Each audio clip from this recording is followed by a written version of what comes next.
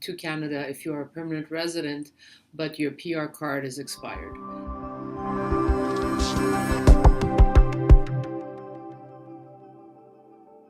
I get this question very often for different types of cases. So, for example, if you're a permanent resident of Canada and you have to urgently travel, let's say to Europe, but your PR card is expired, what do? There's some people that they don't realize that they really need the valid PR card in order to return, so they end up traveling outside.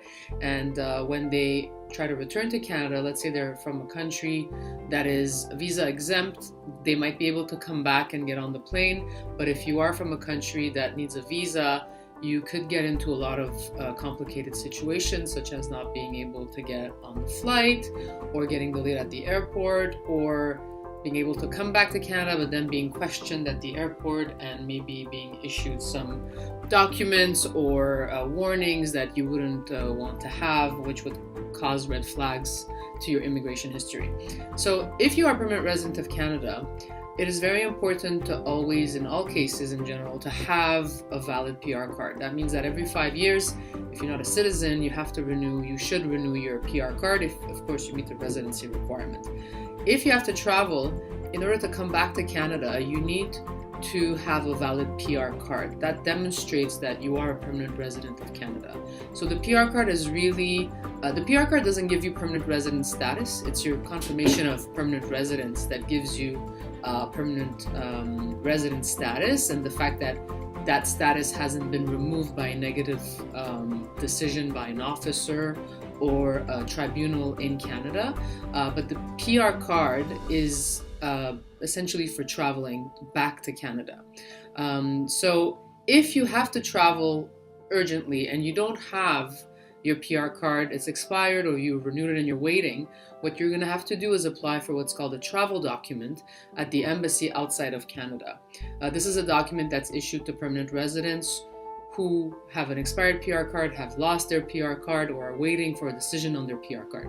It's an application with forms and supporting documents, and it could get complicated because it isn't a document issued on an emergency basis, but sometimes it could take a couple of weeks or sometimes even months to get that document. So if you're going, let's say, to Europe for 10 days and you get there and you're going to apply for a travel document, it could be that if you explain it properly and you put urgent, I need to come back to Canada, I need to go back to my job, and I was only here urgently, the embassy could issue that travel document to you for in a few days.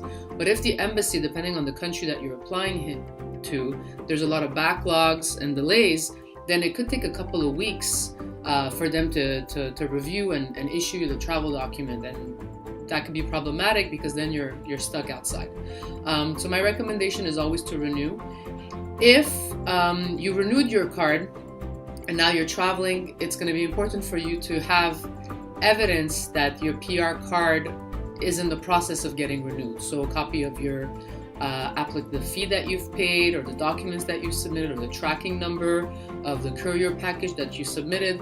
That way, if you do have to apply for a travel document, then you can show that, you can put a copy of that evidence in the application to show, look, I've actually taken care of my immigration matters. I've renewed I'm in the process of renewing my PR card. Now, if you are traveling to the United States, you can travel back to Canada without your PR card if you're coming by car or by bus. The PR card is really necessary when you're flying by plane, but when you're coming by land from the United States, if you're coming in a vehicle, you are allowed to cross with your landing. Ideally, you should have your PR card because it makes everything simpler.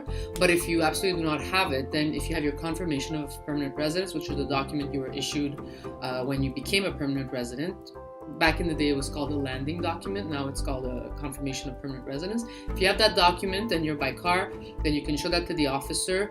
Also, always recommended to have evidence that you have renewed your PR card. With that, the officer should be able to let you in. Now, they could ask you some questions just to make sure that you still meet the residency requirement, which is currently 2 years out of 5, so you could be questioned. So it's also important to have perhaps an Excel sheet with all your travel dates or evidence that you've been living in Canada.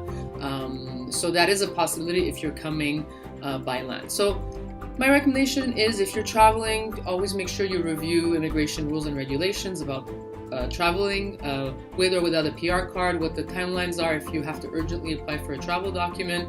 If you've applied for the renewal of your card, make sure you have evidence of that on you because it's going to make your travels much easier, especially if you don't have your PR card and you come back.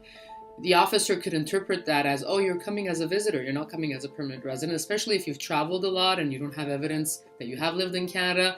Then they could issue you a removal order, which you're going to have to file an appeal, and it could take a year or two to go to court. And it could be seen as not caring so much about your permanent resident status, not updating your documents, and just saying, oh, well, you don't seem to be a permanent resident, so we're going to indicate that you're a visitor, and oh, do you want to renounce to your permanent resident status? A lot of issues like this can happen at the border, and it could be avoided if you're well prepared.